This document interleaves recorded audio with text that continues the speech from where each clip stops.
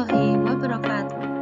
Perkenalkan, saya Atika Oktavia Tiwi, IKIP Angkatan 10 dari SD Negeri 2 Terbis, Kabupaten Trenggalek.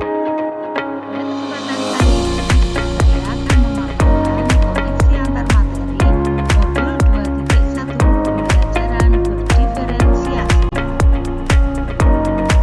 Apa itu pembelajaran berdiferensiasi? Pembelajaran berdiferensiasi yaitu usaha guru untuk menyesuaikan proses pembelajaran di kelas untuk memenuhi kebutuhan belajar individu murid. Pembelajaran berdiferensiasi adalah pembelajaran untuk mendukung semua murid di kelas kita.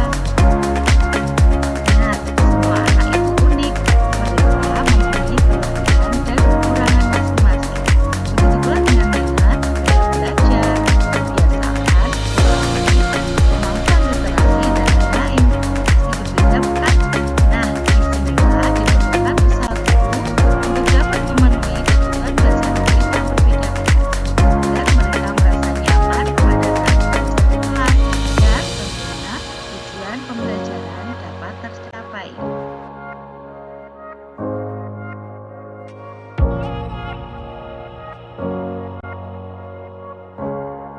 Lalu, bagaimana cara untuk dapat melakukan pembelajaran berdiferensiasi di kelas? Agar dapat melakukan pembelajaran berdiferensiasi di kelas, guru harus 1. Memahami tujuan pembelajaran, 2.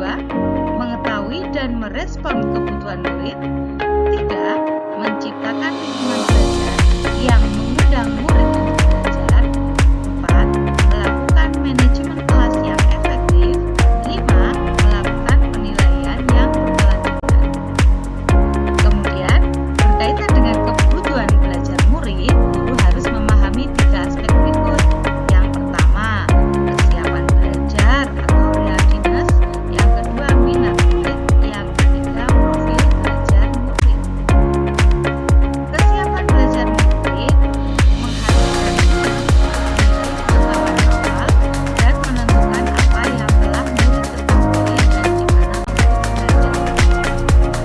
Kemudian minat setiap anak pasti berbeda-beda. Minat adalah salah satu motivator penting bagi murid untuk terlibat aktif dalam proses pembelajaran. Yang ketiga, profil belajar murid. Profil belajar murid berkaitan dengan lingkungan, budaya, gaya belajar, dan kecerdasan majemuk yang berbeda antara satu anak dan lainnya. Kebutuhan belajar murid dapat diidentifikasi berdasarkan cara-cara berikut ini. 1. Mengamati perilaku murid-murid. 2. Mengidentifikasi pengetahuan awal. 3. Membaca rapot murid di kelas sebelumnya. 4. Mereview dan melakukan refleksi terhadap praktik pengajaran. 5. Berbicara dengan guru murid yang sebelumnya. Dan keenam, menggunakan berbagai penilaian formatif dan diagnostik. Lalu, strategi apa untuk mendiferensiasi pembelajaran? Yang pertama ada diferensiasi konten. Kemudian yang kedua diferensiasi proses, dan yang ketiga diferensiasi produk.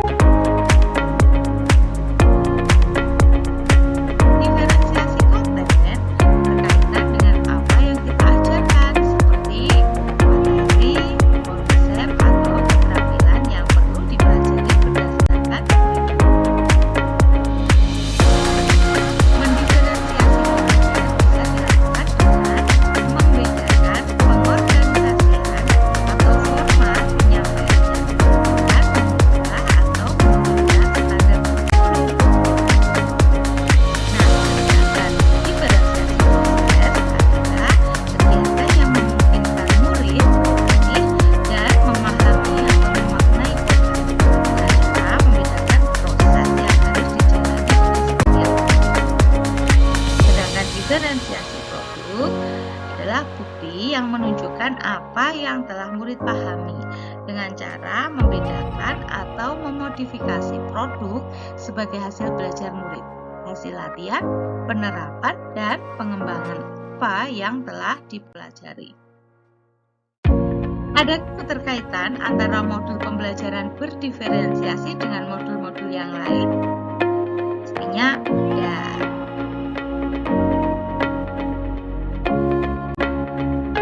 Jadi keterkaitan antara modul 1.1 dan 2.1. Untuk dapat melakukan pembelajaran berdiferensiasi, maka guru harus dapat memenuhi kebutuhan belajar anak sesuai dengan kodrat alam dan kodrat zaman berdasarkan filosofi Ki Hajar Dewantara.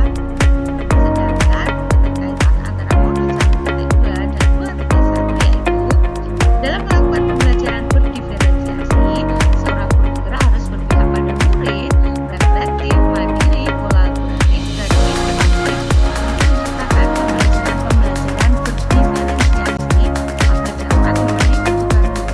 Dengan demikian, seorang guru bergerak dapat mewujudkan rupa pimpinan murid dengan menuntun murid vertikal belajar.